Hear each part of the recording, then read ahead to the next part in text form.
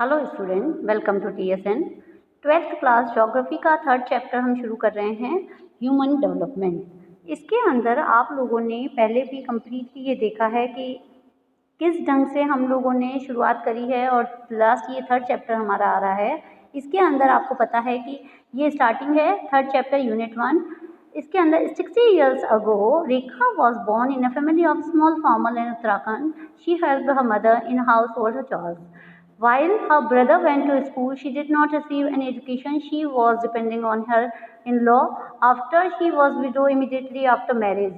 She could not be economically dependent and faced neglect. Her brother helped her to marry to Delhi.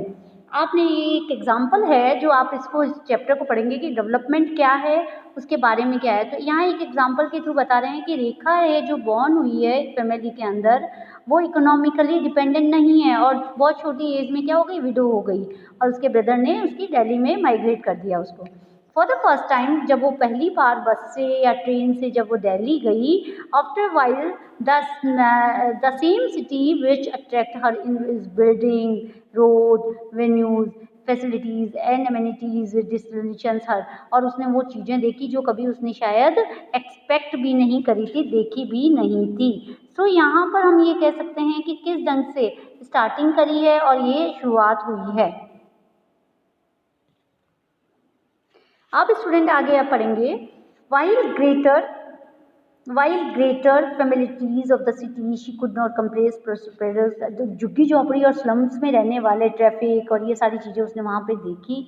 अब नीचे जो आपको यहाँ पर लास्ट में ये चीज़ आप यहाँ पर देखेंगे कि ये जो चैप्टर है इसके अंदर हम यहाँ पर स्टार्ट कर सकते हैं कि ये यहाँ पर आपको मैं जो कुछ अंडरलाइन कर रही हूँ वो आप ध्यान से देखिए। Development is freedom which is often associated with modernisation tissue, और ये सारी चीज़ें हम आपको बता सकते हैं कि किस ढंग से यहाँ से आप अंडरलाइन करें इसे।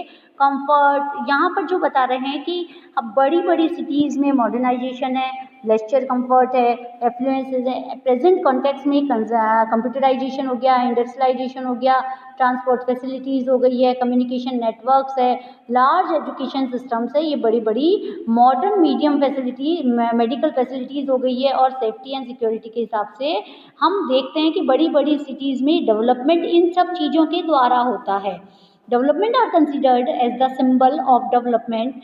Every individual community and government measure its performance or levels of development in relation to the availability of assets.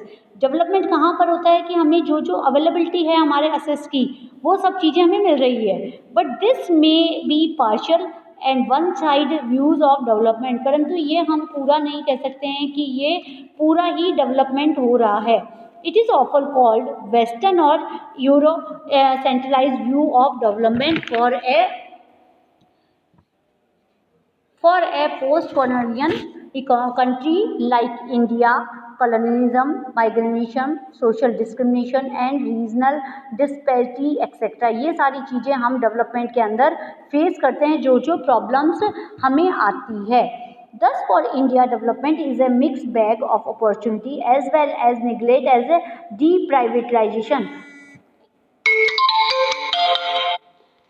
आप इसके अंदर ये भी देखेंगे कि डीप्राइवेटाइजेशन क्या होता है और कैसे हमें बताया कि डेवलपमेंट जो मिक्स है हमारे यहाँ पे वो अपॉर्चुनिटीज़ कैसे ख़त्म हो जाती है।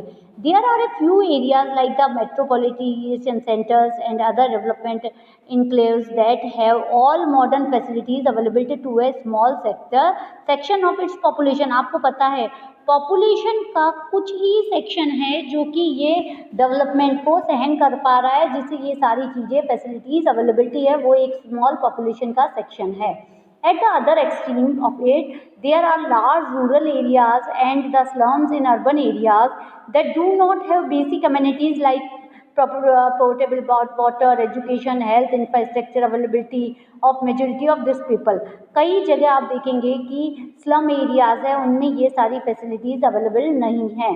The situation is more alarming if one looks at the distribution of the development opportunities among different sections of our society. It is a well established phase that majority of scheduled castes, scheduled tribes, landless agriculture, laborers, poor farmers and slum dwellers etc. Are the most migration lot. आपने देखा होगा गाँवों से शहर की तरफ लोग बाग दौड़ते हैं। क्यों दौड़ते हैं? क्योंकि कई चीज़ें हैं जो उन्हें अमेनिटीज़ उन्हें मिलती है, ये सारी चीज़ें उन लोगों को मिल जाती है या सारी प्रॉब्लम्स उनकी सॉल्व हो जाती है, ये सारी चीज़ें वो लोग देखते हैं। A large segment female population is most suppressed among all। वो जो पॉपुलेशन है वो सारी मेन चीज़ें क्या है, इन चीज़ों को देखती है कि फीमेल पॉपुलेशन को ये सारी चीज़ें भी अवेलेबल नहीं होती है। It is also equal true that the relative as well as absolute condition of the majority of these marginalized sections have rose with the development happened over the years. Consequently, vast majority of the peoples are completed to live under object poverty and subhuman conditions। बहुत सारी जो हमारी जनता है वो इन चीज़ों से neglect है और वो डेवलपमेंट के एक एरिया से बहुत ही दूर है। सो हम यहाँ ये कह सकते हैं कि डेवलपमेंट है वो किस ढंग से हमें इसकी डेफिनेशन देता है। There is yet another inter related aspect of development that has direct bearing on the deteriorating human conditions. जो हमें कंडीशंस मिली हुई है उनके आधार पर हम क्या कह सकते हैं। अब human conditions is pertain to the environmental pollution। सबसे ज़्यादा हमारे यहाँ पे पोल्यूशन दिख रही है, leading to ecological crisis. Air, soil, water, noise pollution have not only led to the tragedy of common but these have also threatened the existence of our society. ये सारी चीज़ें हमारी सोसाइटी को नीचे लाने का काम कर रही है। एक तरफ डेवलपमेंट हो रहा है, दूसरी तरफ यही प्रॉब्लम्स हमारी डेवलपमेंट के नाम पे बढ़ती जा रही है। Consequently, the poor are being subjected to three interrelated process of decline capabilities। जैसे एक तो है social capabilities due to displacement and weakness, social ties जैसे capitals वगैरह ये सारी। सेकेंड है environmental capabilities due to pollution, इन सब के द्वारा। थर्ड आती है personal capabilities due to increase in incidence of disease and accident। This is turned to adverse effect of their quality of life and human development। So हम यहाँ पर जो development की डेफिनेशन है वो थोड़ी सी चेंज हो गई है। तो हम यहाँ पर अब बता सकते हैं based on the above experiences it can be said that the present development has not been able to address the issue of social injustice, regional embarrassment and environmental degradation। On the contrary, it is being widely considered as the prime cause of social distribution। उसके अंदर क्या क्या आता है? injustice, deterioration in the quality of life and human development, also ecological crisis and social unrest। ये सारी चीज़ें social इसमें capabilities में आती है। Does development creates rainfalls and prepare this crisis? ये हम कह सकते हैं कि नहीं, वास्तव में ये चीज़ें नहीं हैं। It was through the take up human development as a separate issue. हम ह्यूमन डेवलपमेंट को एक सेपरेट इशू बनाते हैं, प्रिविलेज वेस्टर्न व्यूज से हम डेवलपमेंट ले सकते हैं, which consider to a development as a remedy to all ills including human development, regional disparities and environmental crisis। So यहाँ स्टूडेंट हम ये कह सकते हैं कि किस ढंग से बताया गया है। Concerted effort were made to look at development critically at various time in the past। Past में हमने डेवलपमेंट को देखा जो कि बहुत तरह से हमने बताया कि किस ढंग से ये शुरुआत है।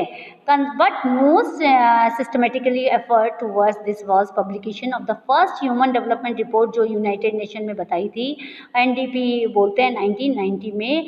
Then organisation has been bringing out human world development report every year, और 10 साल के अंदर ये रिपोर्ट हमेशा जाने लगी। This report does not only define human development, make amenities and changes its indicators, but also rank all the countries of the world base of calculating score।